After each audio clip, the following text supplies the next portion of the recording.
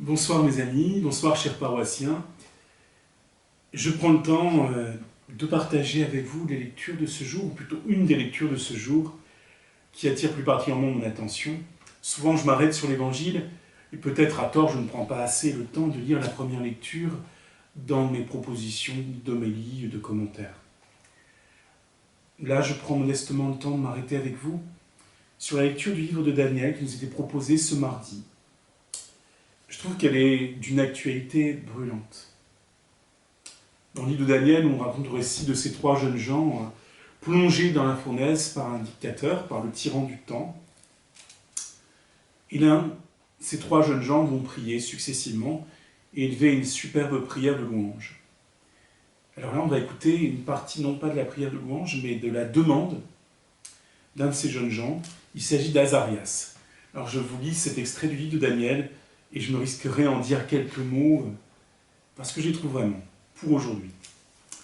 Lecture du livre du prophète Daniel. En ces jours-là, Azarias, debout, priait ainsi.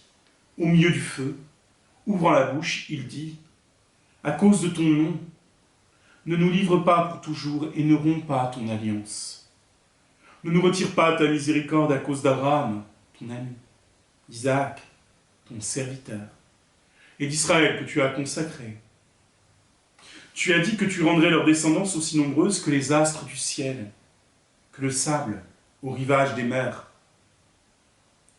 Or, nous voici, ô Maître, le moins nombreux de tous les peuples, humiliés aujourd'hui sur toute la terre à cause de nos péchés.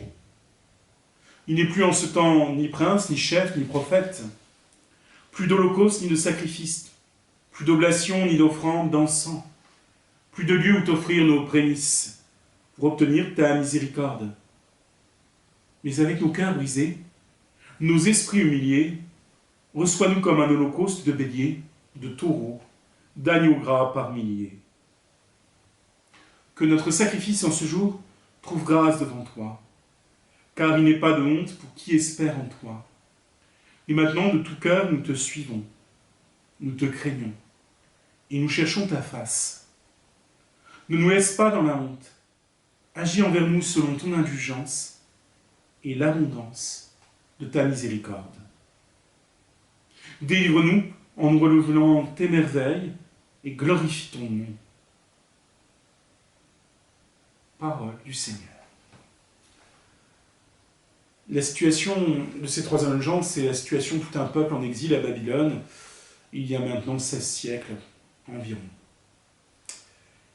Et ce jeune homme, il ose dire à Dieu, je suis dans la misère, tous mes repères ont disparu, je suis persécuté, je n'ai pas les moyens de me tourner vers toi comme autrefois mes pères au temple de Jérusalem, puisque je suis à Babylone, comme un membre d'un peuple éprouvé, opprimé.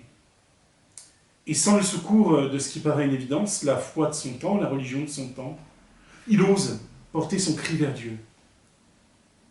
Et permettez-moi ce parallèle. Aujourd'hui, nous les prêtres, on voudrait vous offrir la messe, ouvrir les églises, vous accueillir au plus près, pouvoir partager l'Eucharistie avec nous.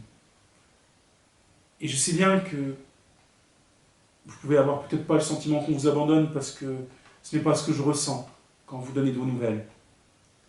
Mais j'ai le sentiment, et nous sommes nombreux les prêtres, à nous sentir inutiles, à ne pas pouvoir vous offrir le meilleur de ce que le Christ nous a offert en devenant prêtre.